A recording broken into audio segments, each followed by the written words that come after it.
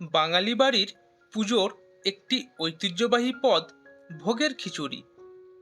ভোগের পাতে খিচুড়ি না থাকলে পুজো অসম্পূর্ণ। প্রসাদের পাতে খিচুড়ি ভালোবাসার ছোঁয়া। আমাদের আজকের রেসিপি গোবিন্দভোগ চালের ভোগের খিচুড়ি। ভোগ মানেই খিচুড়ি, আর খিচুড়ি মানেই বাঙালির উৎসব। নমস্কার সবাইকে, এইচপি কলকাতা ফুডস চ্যানেলে আপনাদের স্বাগতম। তো চলুন শুরু করি আজকের রেসিপি। ভোগের খিচুড়ি গোবিন্দভোগ চাল দিয়ে বানালে খেতে অসাধারণ হয়, তাই আমি এখানে 400 গ্রাম গোবিন্দভোগ চাল নিয়ে নিয়েছি। এবার জল দিয়ে চালগুলোকে একবার হালকা হাতে ভালোভাবে ধুয়ে নিতে হবে। খুব বেশি প্রেসার দিয়ে ধুবেন না, না হলে চালগুলো ভেঙে যেতে পারে। একবারের বেশি ধোয়ার কোনো প্রয়োজন নেই, কারণ গোবিন্দভোগ চালের নিজস্ব একটা সুন্দর গন্ধ আছে। বেশি ধুলে এই সুন্দর গন্ধটা অনেকটাই কমে যাবে। এবার এই নোংরা জলটাকে ফেলে দিতে হবে। 400 গ্রাম চালের জন্য আমি 200 গ্রাম মুগ ডাল নিয়েছি। এবার এই ডালটাকে শুকনো কড়াইতে দিয়ে 5 মিনিট মিডিয়াম ফ্লেমে ভেজে নিতে হবে। তবে একটু খেয়াল রাখবেন, ডাল ভাজতে ভাজতে ডাল কোনোভাবেই কালো না হয়ে যায়। কালো হয়ে গেলে তখন দেখতেও ভালো লাগবে না, আর খেতেও ভালো লাগবে না। ডাল ভাজার সুন্দর গন্ধ বেরিয়ে এসছে। এই সময় ডাল সেদ্ধ করার জন্য পরিমাণ মতো জল দিয়ে দিতে হবে।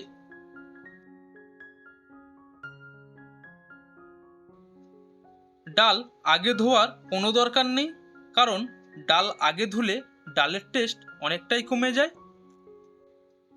জলের পরিমাণ একটু বেশি দিতে হবে, কারণ এই জলের মধ্যেই চালও সেদ্ধ করে নিতে হবে।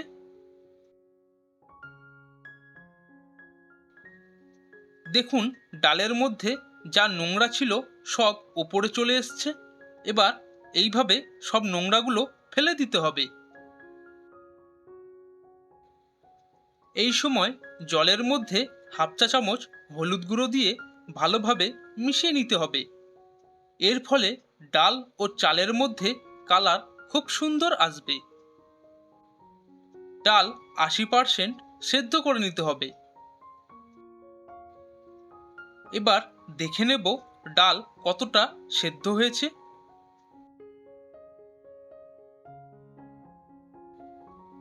ডাল 80% সেদ্ধ হয়ে গেছে। এই সময় গোবিন্দভোগ চাল জলের মধ্যে দিয়ে ভালোভাবে মিশিয়ে নিতে হবে।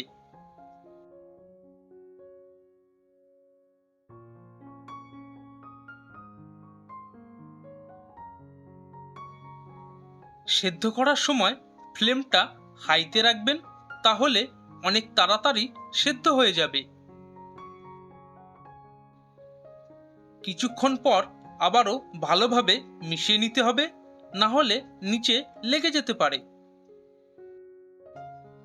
হলুদ দেওয়ার কারণে কত সুন্দর কালার এসছে দেখুন।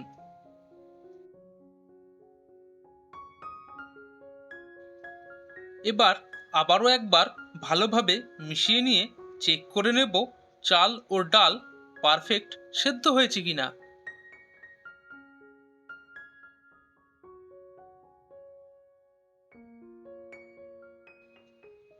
পারফেক্ট সেদ্ধ হয়ে গেছে।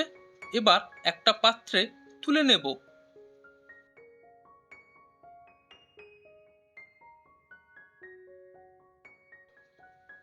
ভোগের খিচুড়ির জন্য একটা স্পেশাল মশলা বানাতে হবে। এর জন্য এই বাটিটার মধ্যে 50 গ্রাম আদা নিয়ে নিয়েছি। এবার নিয়ে নেব 1 টেবিল চামচ জিরে, 1 টেবিল চামচ ধনে, 1 টেবিল চামচ রাঁধুনি, আর ঝালের জন্য 7টি কাঁচা লঙ্কা। এই রেসিপিতে শুকনো লঙ্কার ব্যবহার হবে না। আপনারা আপনাদের স্বাদ অনুযায়ী পরিমাণ মতো ঝাল দেবেন। সবশেষে অল্প জল দিয়ে মিক্সিতে পেস্ট বানিয়ে নিতে হবে। খিচুড়ি বানানোর জন্য কড়াইতে পরিমাণ মতো সর্ষের তেল দিয়ে ভালোভাবে গরম করে নিতে হবে।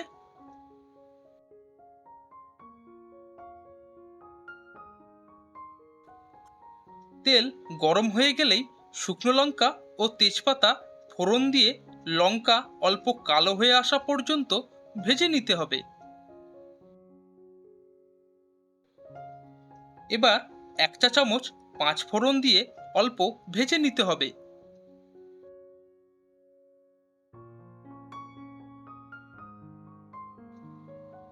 আগে বানিয়ে রাখা মশলার পেস্ট এই সময় দিয়ে ভালোভাবে কষিয়ে নিতে হবে।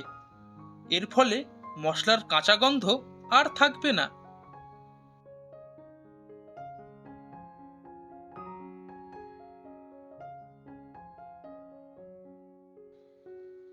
মশলা কষানো হয়ে গেছে, এই সময় টমেটো পেস্ট দিয়ে আরও কিছুক্ষণ কষিয়ে নেব।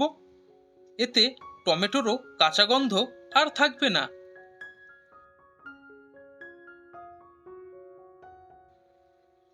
এবার দিয়ে দেব হাফ চা চামচ লবণ, 1 চা চামচ হলুদ গুঁড়ো,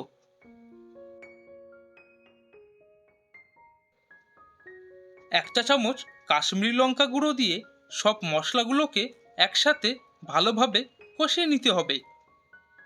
এই মশলার জন্যই খিচুড়ির টেস্ট অসাধারণ হবে।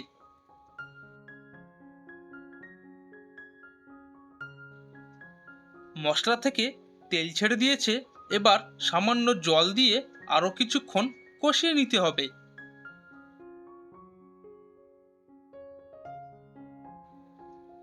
মশলা রেডি হয়ে গেছে। এবার এই মশলার মধ্যে 50 গ্রাম কাজু বাদাম দিয়ে দেব আর 50 গ্রাম কিশমিশ দিয়ে দেব। এবার বাদাম ও কিশমিশকে মশলার সাথে ভালোভাবে মিশিয়ে নিতে হবে। আগে সিদ্ধ করে রাখা চাল ও ডাল এই সময় দিয়ে দিতে হবে।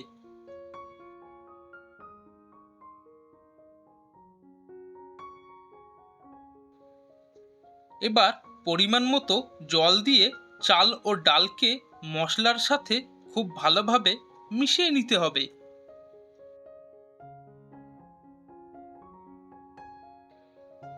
ভোগের খিচুড়ি এইভাবে বাড়িতে বানালে এত সুন্দর হবে যে খিচুড়ির স্বাদে ও গন্ধে আপনি মুগ্ধ হয়ে যাবেন।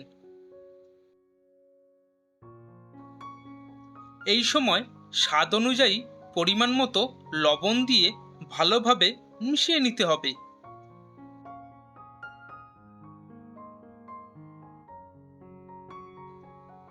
টেস্টটাকে ব্যালেন্স করার জন্য পরিমাণ মতো চিনি দিয়ে দেব। হাফ চা চামচ গরম মশলা গুঁড়ো দিয়ে দেব আর সবশেষে দিয়ে দেব 2 চা চামচ ঘি। এই ঘি দেওয়ার জন্য ভোগের খিচুড়ির স্বাদ বহুগুণ বেড়ে যাবে। এবার খিচুড়িটাকে একবার ভালোভাবে মিশিয়ে নিতে হবে।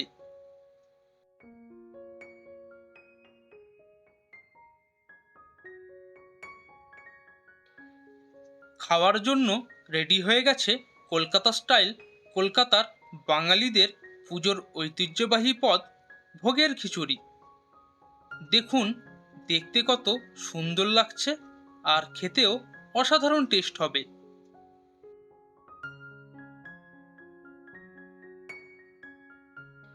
অবশ্যই এইভাবে বাড়িতে একবার বানাবেন, আর যদি ভালো লাগে অবশ্যই আমাকে কমেন্টে জানাতে ভুলবেন না। এপিসোডটা ভালো লাগলে চ্যানেলটাকে সাবস্ক্রাইব করে সাপোর্ট করবেন, যাতে আরও ভালো এপিসোড আনতে পারি। ফিরে আসছি নেক্সট এপিসোডে। সুস্থ থাকবেন, নিজের যত্ন নেবেন।